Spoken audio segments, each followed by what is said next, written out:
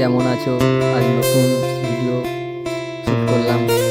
তো যদি ভালো লাগে লাইক কমেন্ট শেয়ার অবশ্যই করো। জানি না কেমন ভিডিওটা হবে, ফার্স্ট ব্লগ স্টার্ট করলাম। যদি ভালো লাগে ভালোবাসা দিও, তোমাদের ভালোবাসায় সব কিছু হতে পারে। জানি না কেমন হয়েছে ভিডিওটা, তো কমেন্টে বলো প্লিজ।